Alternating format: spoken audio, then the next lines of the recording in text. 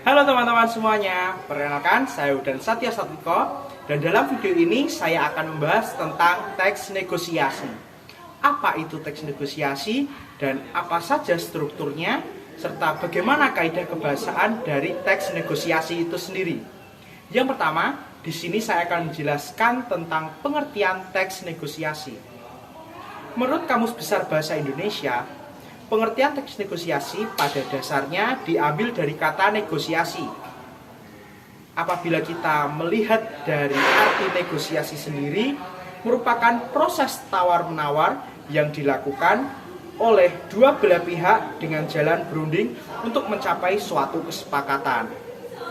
Lalu menurut para ahli, yaitu Agnesia pada tahun 2014 menyatakan bahwa teks negosiasi adalah suatu teks yang berbentuk interaksi sosial dan berguna untuk mencari kesepakatan antara kedua belah pihak.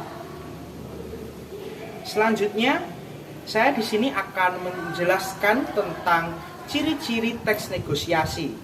Ciri-ciri teks negosiasi ini yang pertama berupa dialog, yang artinya dilakukan oleh lebih dari satu orang, minimal 2 orang. Ada juga teks negosiasi yang berbentuk proposal. Yang kedua, ada lawan yang bisa diajak dialog. Apabila dialog sendiri itu namanya bukan teks negosiasi. Lalu yang ketiga, berupa kegiatan komunikasi baik secara tertulis maupun lisan. Yang keempat, munculnya proses negosiasi karena adanya perbedaan antara kedua belah pihak. Jadi antara satu pihak menginginkan seperti ini dan pihak lain menginginkan hal yang seperti ini. Jadi harus ada perbedaan di antara kedua belah pihak. Lalu dan yang terakhir, yang kelima, tujuan akhir dari negosiasi adalah mendapatkan suatu kesepakatan antara kedua belah pihak. Selanjutnya, saya akan menjelaskan tentang struktur teks negosiasi. Struktur teks negosiasi itu ada 5, teman-teman. Yang pertama ada orientasi. Dalam orientasi ini berisi tentang suatu pembukaan, tentang proses basa-basi antara kedua belah pihak. Lalu yang kedua adalah pengajuan atau permintaan. Nah, di mana ini ada satu pihak yang sudah mulai mengajukan permintaan kepada lawan bicaranya.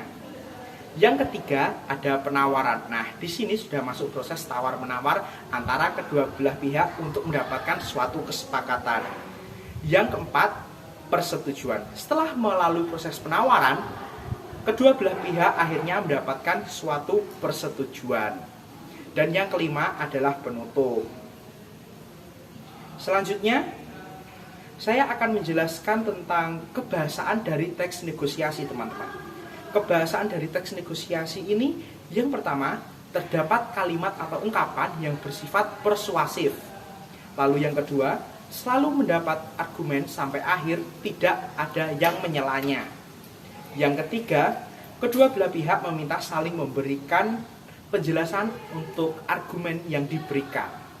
Lalu yang keempat, selalu menggunakan bahasa yang tidak menyakiti lawan bicaranya atau bahasa yang sopan. Yang kelima, setiap kesepakatan atau persetujuan antara kedua belah pihak harus saling menguntungkan. Jadi tidak bisa dalam suatu teks negosiasi hanya menguntungkan satu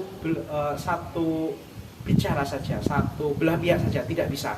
Harus menguntungkan antara kedua belah pihak. Lalu yang keenam, berisi tentang percakapan antara kedua belah pihak. Yang ketujuh, memiliki sifat berupa memerintah dan memenuhi perintah. Jadi ada yang memerintah, ada juga yang memenuhi perintah. Jadi bagaimana teman-teman? Sudah siap untuk belajar teks negosiasi lebih